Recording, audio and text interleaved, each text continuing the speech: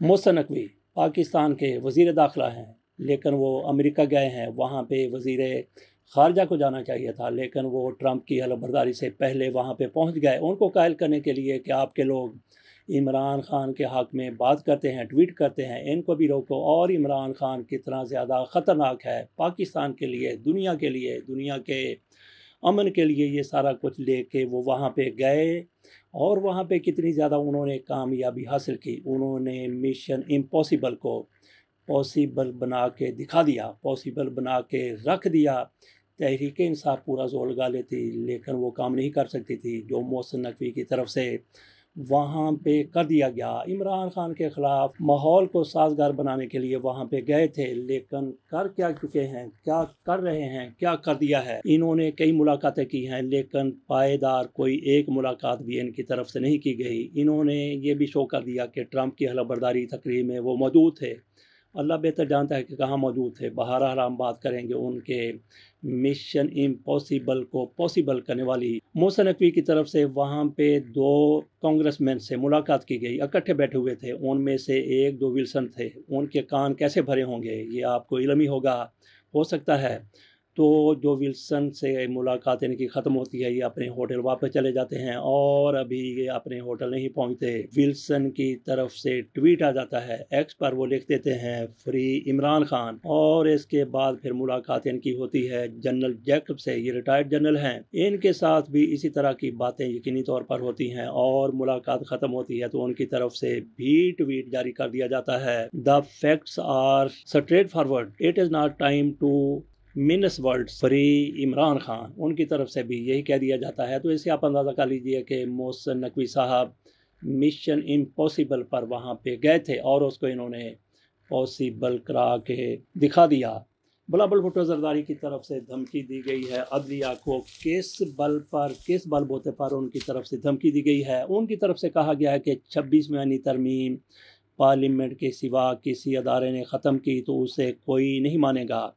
बिलावल भुट्टो जरदारी ये सारी की सारी धमकियां और इन्होंने जो तरमीम 26वीं करवाई थी उसका भी क्रेडिट लेते हैं। बाकी भी इलेक्शन का भी ये शायद क्रेडिट लेते होंगे कि इन्होंने जितवा दिया अपने आप को, मुस्लिम लीग नून को या जिसको भी।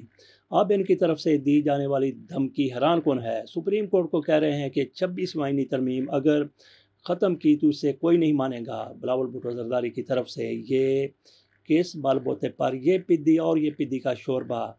तो बिलावल भुट्टो जरदारी की अपनी क्या हैसियत है कि वो सुप्रीम कोर्ट के सामने डट जाएं, लेकिन इनकी तरफ से ये जो बयान दिया गया है ये बूट के बलबूते पर बयान दिया गया है। शहबाज शरीफ साहब की तरफ चलते हैं। ग्लोरिया जिन किस्म के वज़ीर आज़म हैं, इनकी तरफ से ऐसी बातें कर दी जाती हैं कि लोग उसका मजाक उड़ाते हैं। अब उनकी तरफ से कहा गया है कि इंसानी स्मगलरों की गिरफ्तारी तेज़ की जाए।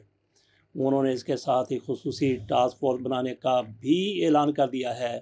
पहले कितनी ज़्यादा टास्क फोर्सेस मौजूद हैं, वो क्यों काम नहीं कर रही। सारे कवानीन मौजूद हैं, ज़ाब्ते मौजूद हैं, फोर्स मौजूद है, अदारे मौजूद हैं, लेकिन नीयत मौजूद नहीं है। तो शहबाज शरीफ की तरफ से नई टास्क फोर्स ये अपने कुछ और लोगों को नवाजने की एक और कड़ी, एक और कोशिश नज़र आ रही है। जब बहुत बड़ा हादसा हो जाता है तो शहबाज शरीफ साहब यही मौक़िफ़ इख्तियार करते हैं कि इनको नहीं छोड़ा जाएगा, इनके साथ सख्त कार्रवाई की जाए। ये काबिल इबरत लोग हैं, इनको इबरत का निशान बना दिया जाए, लेकिन नीचे से अंडर द टेबल ना जाने उनके साथ क्या डील हो चुकी होती है कि चंद रोज़ के बाद उससे भी बड़ा हादसा हो जाता है। लोग कश्तियों में डूब जाते हैं, लोग एक मुल्क से दूसरे मुल्क जाते हुए सरहदों पर गोलियों का निशाना बन जाते हैं। और शहबाज शरीफ साहब जैसे वज़ीर आज़म बयानबाजी तक ही महदूद रहते हैं, बढ़ के लगाते हैं, धमकियां देते हैं, करते कराते कुछ भी नहीं है। हो सकता है कि इनके कुछ बस और इख्तियार ही में ना हो।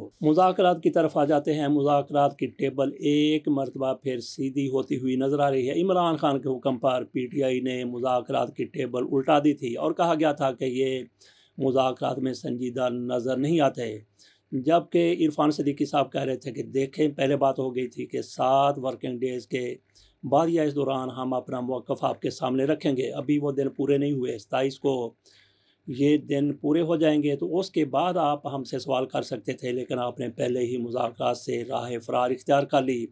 इमरान खान ने कहा कि आपने हमारी कमेटी के मेंबर हामिद रज़ा के घर पर, उनके मदरसे पर रेड किया है, तो ऐसे लोगों के साथ हम कैसे मुज़ाकरात कर सकते हैं। हुकूमती कमेटी की तरफ से कहा गया है कि मुज़ाकरात ख़त्म नहीं हमने किए, 28 जनवरी को आएँ बात करेंगे, उन्होंने तहरीक इंसाफ को कहा है। तो इस पर तहरीक इंसाफ की तरफ से कहा गया है कि गौर कर लेते हैं, पहले जुडिशल कमीशन बनाएं। इरफान सिद्दीकी ने एक मौके पर कहा था कि हमने कब कहा है कि जुडिशल कमीशन नहीं बनाते, लेकिन इरफान सिद्दीकी साहब आपने ये भी कब कहा है कि जुडिशल कमीशन बनाने के लिए तैयार हैं। उधर ख्वाजा आसफ और तातार जिस तरह की बातें कर रहे हैं, उससे तो मुज़ाकरात कोई भी उनका मुस्तकबिल खातर खा और बेहतर नज़र नहीं आता। तो देखते हैं कि तहरीक इंसाफ मुज़ाकरात की टेबल पर बैठती है तो क्या सूदमंद मुज़ाकरात हो सकते हैं, इनका कोई फ़ायदा होगा? कतई नहीं, बिल्कुल नहीं, क्योंकि इनके बास इख्तियार में कुछ भी नहीं है। अगर इमरान खान ने इनको और इनके मुज़ाकरातकारों को मुज़ाकरात के अमल को ठोकर मारी है तो दुरुस्त किया है। जरदारी नवाज शरीफ के ख़िलाफ़ तो शखाना केस JIT ने तफ्तीश शुरू कर दी। ये JIT किसने बनाई है? ये JIT बनाई गई है FIA की तरफ से। इसमें यूसुफ रज़ा गिलानी का नाम भी शामिल है। तो शखाना के हवाले से इनसे तशवीश की जाएगी, इनसे इंक्वायरी की जाएगी। क्या इंक्वायरी होगी, क्या तशवीश होगी, कहाँ पे होगी? ऐसा लगता है कि ऐसे लोगों के ख़िलाफ़ जब तफ्तीश होती है, जब इंक्वायरी होती है, तो उनके ऑफिस में FIA वाले चले जाते हैं। डायरेक्टर जनरल का बस नहीं चल रहा होता, अदरवाइज़ वो भी वहाँ पे हाथ में ब्रश लेकर पहुँच जाए, लेकिन उनके तैनात करदा डायरेक्टर वगैरह वहाँ पे जाते हैं और वहाँ पे चाय नहीं पीते। वहाँ पे मियां नवाज शरीफ के पास जाएंगे, यूसुफ रज़ा गिलानी के पास जाएंगे, आसफ अली जरदारी के पास, ऐवान सदर में जाएंगे, तो ये उनसे चाय का तकाजा नहीं करेंगे, बल्कि ये चाय अपनी भी और उनकी भी अपने साथ ले जाएंगे, उनके साथ चाय पिएंगे। तो इससे अंदाज़ा किया जा सकता है कि ये इंक्वायरी किस तरह की होगी। क्या क्लीन चिट देने के लिए ये इंक्वायरी का एहतमाम किया गया है, या फिर इनको एहतसाब के कटहरे में लाने के लिए? सवाल ही पैदा नहीं होता कि इस मौसम में, इस दौर में इन लोगों का एहतसाब थोड़ा सा भी हो जाए। चलते हैं अगली खबर की तरफ, मुख्तसर उसका जिक्र करते हैं। कैलिफोर्निया में लगी हुई आग वो कहाँ तक पहुँची? अब यह पता चला है कि अभी तक उस पर काबू नहीं पाया जा सका, बल्कि 36% हिस्सों पर काबू पाया गया है और आग बदस्तूर जल रही है। नई खबर ये आई है कि 5 मजीद मकामात पर आग भड़क उठी है। इसमें अभी तक 29 लोग मारे जा चुके हैं। 150 अरब डॉलर बल्कि 200 अरब डॉलर का नुकसान हो चुका है। 14,000 घर वहां पे मुकम्मल तौर पर तबाह हुए हैं और लाखों लोग घर भी छोड़कर जा चुके हैं। इसकी अगली खबर है, हमास और फ़लस्तीन के माबैन होने वाली जंग बंदी में पेशरफ्त वो बेहतर तरीके से जारी है। कहा जा रहा है कि आज 4 इसराइली ख़वातीन को हमास छोड़ देगी। 180 फ़लस्तीनियों की रिहाई भी आज मुतवक्के है। इसके साथ इजाज़त दीजिए, अल्लाह हाफिज़।